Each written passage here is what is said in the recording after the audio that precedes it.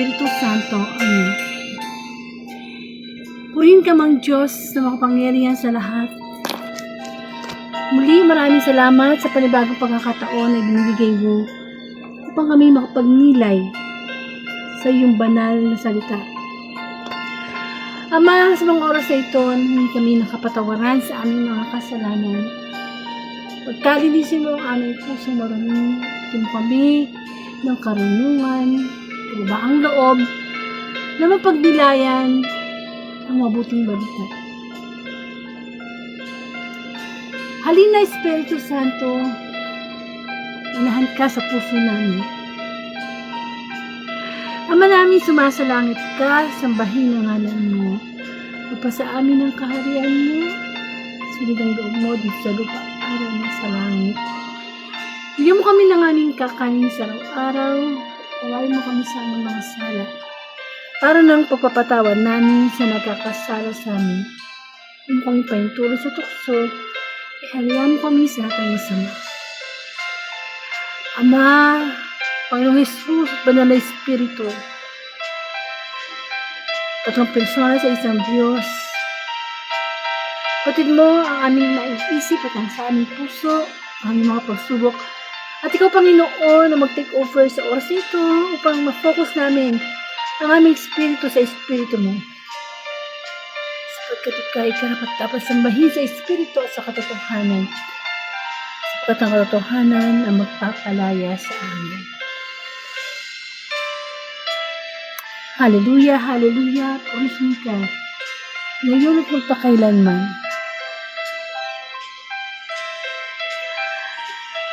Halina tulad ng batis sa aming kaluluwa, taglay ang kapangyarihan, sala ay kalusugan.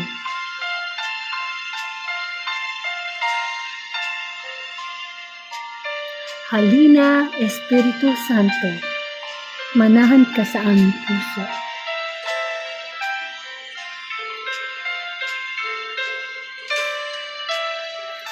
Halina, Espiritu Santo, kinakailangan kita. Sigla at lakas ng mahina, pag-asa pa namin lahat.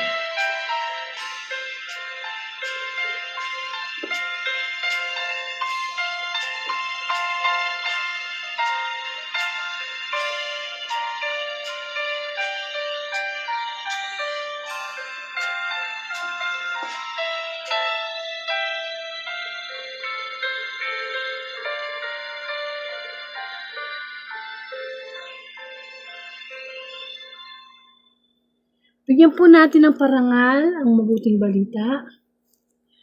Hallelujah, hallelujah, hallelujah.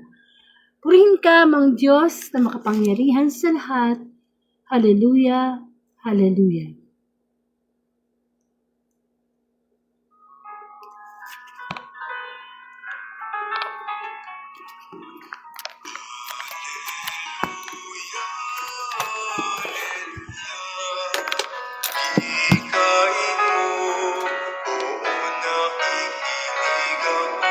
Sa iyong mga salita, hallelujah, hallelujah,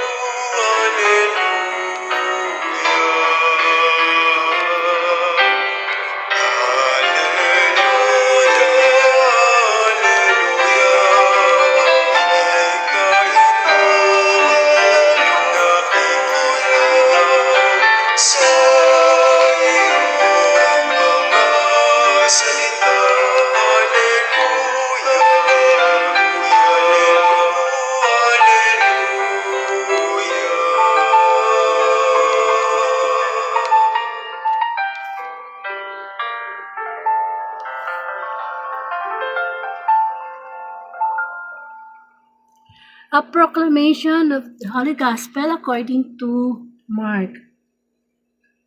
Glory to you, O Lord.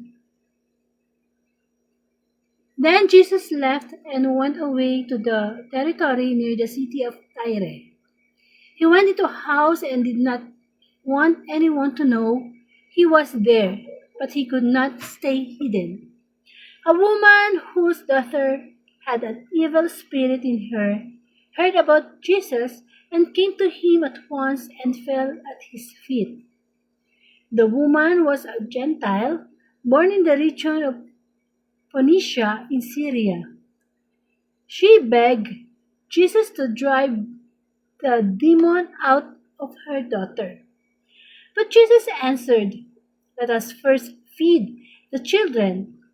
It isn't right to take the children's food and throw it to the dogs." "Sir," she answered, "even the dogs under the table eat the children's leftovers." So Jesus said to her, "Because of that answer, go back home, where you will find that the demon has gone out of your daughter." She went home and found her child lying on the bed. The demon had indeed gone out of her. Brothers and sisters, the Gospel of the Lord.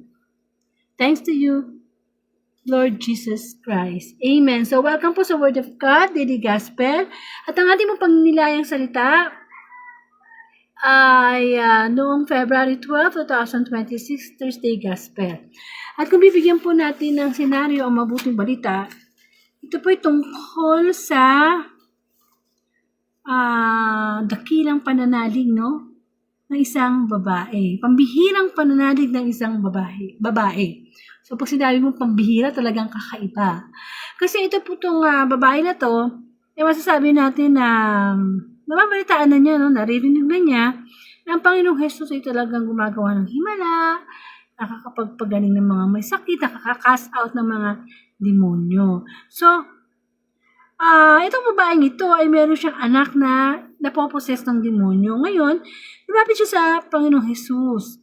Lumuhod siya, no? Sa harapan ng Panginoong Jesus. At ang sabi niya na palayasin ang demonyo na nagpapahirap sa kanyang anak na babae. Ngunit ang sabi ni Jesus, kailangan mo nang busugin. Kailangang busigin muna ang mga anak, hindi dapat kunin ang pagkain ng mga anak upang ihagi sa mga tuta. At sinagot siya nung babae, "Tunay nga po, Panginoon," tungkol ng babae. Ngunit ang mga tuta nasa ilalim ng hapag ay naninimot ng mga mumong na lalaglag ng mga anak. Kaya sinabi sa kanya ng Panginoong Jesus, "Dahil sa sinabi mo, maaari ka nang umuwi." At pag uwi ng babae, anong nadatnan niya? Payapa na yung kanyang anak na babae, no? Sa higaan. At nawala na yung pagkakaposes ng demonyo doon sa kanyang anak. So, masasabi natin na itong babaeng to, talagang pambihira yung kanyang pananalig sa Panginoong Jesus. Biro mo, naiwan niya ang kanyang anak sa kanyang bahay at siya yung lumapit sa Panginoong Jesus ng kusa. Mahirap naman talaga na dalhin mo yung napoposes mong anak doon sa karamihan ng tao at sabihin mo, Panginoong Jesus, pagalingin mo to, ganito. Hindi po ba? Mahirap yung magwawala yung kung sino man yung tao na kasama mo na naaalihan ng demonyo. Pero makikita natin na sa mabuting balita na yung pananalangin, yung pagre-request ng ibang tao, may kapangyarihan pala yun. Halimbawa, kamukha natin, nagdadasal tayo sa Diyos. So, nasa Panginoon na yun, no? Kung pakikinggan niya, igagrant niya yung ating panalangin. Pero di ba, no? Minsan meron tayong naririnig o pinaniwalaan natin na, uy, ipanalangin mo naman yung nanay ko, ipanalangin mo yung kapatid ko, ipanalangin mo naman ako. Di ba? O kaya sa isang grupo ng mga sabahan sa Diyos, sa gawain sa Panginoon. O ipadalangin nyo naman, o kaya ganito, ganun, di ba? O kaya mga santo, yung mga santo na, ano bang meron kayong santo, di ba? Sinasabi na, ipanalangin mo kami. Kasi may mga ganun panalangin sa simbahan na, ipanalangin mo kami, San Lorenzo Ruiz, ipanalangin mo kami, San Ildefonso, ipanalangin mo kami, Inang Maria. So, hindi lang pala panalangin natin ang maaaring pakinggan ng Diyos. Maaari din palang pakinggan ng Diyos ang panalangin ng iba. Amen? So, hindi masama na humihingi tayo ng tulong sa pananalangin kasi yung pananalangin ng isa, 2, 3 tao sa'yo, malaking tulong yun eh. po ba? And yung pananalangin na yan, ng iba para sa atin, yung tinatawag na pananalangin ng mga matutuwid na tao. Yung mga panalangin na talagang mambihira ang pananalalig. Hindi na mahirap naman siguro sabihin mo na yung isang tao na yun, nabubuhay sa kasalanan, puro bisyo, puro galit sa puso. Pero hindi, ang hirap naman sabihin na, uy, panalangin mo naman ang ang kapatid ko, ganito, ganyan. Hindi siya pakikinggan ng Diyos. Una sa lahat, syempre mismo siya eh. Paano pakikinggan ng Diyos ang panalangin na isang tao na nabubuhay sa kasalanan? So, ang panalangin ng isang taong kilala nyo na talaga namang nagsisikap na makasunod sa kabutihan ng Diyos, effective yun.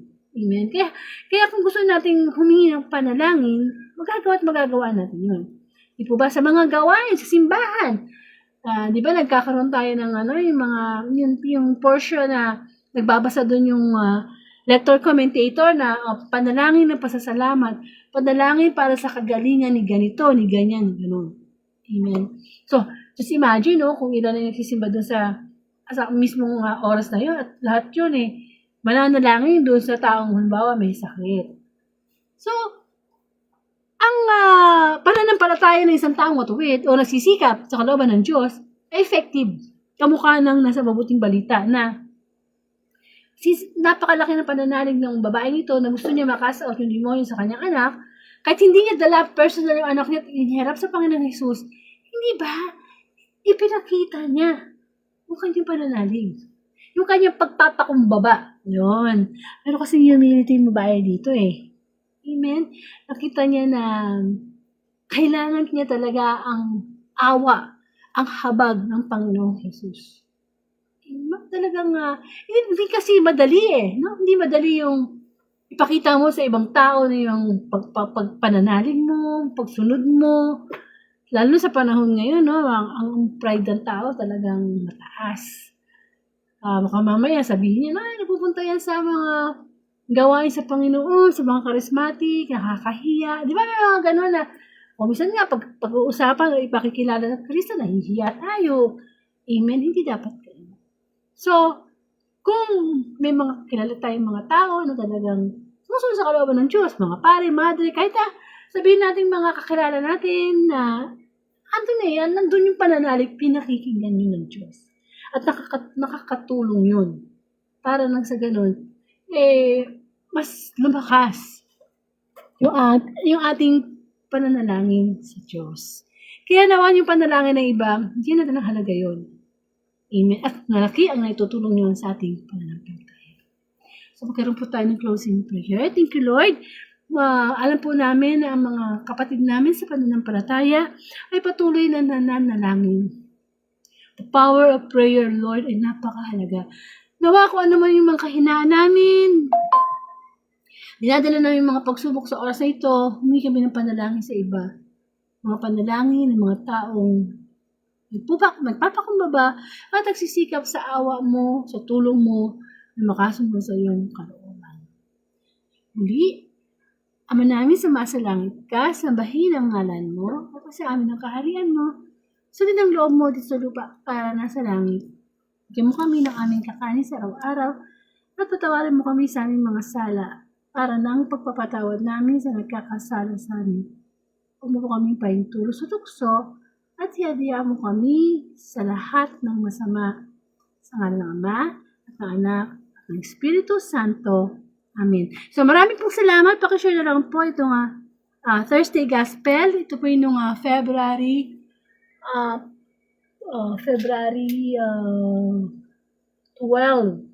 2026. Ito po yung Thursday Gospel. Maraming pong salamat. And susunod na po ang February 13, 2026 Friday Gospel. To God be the glory.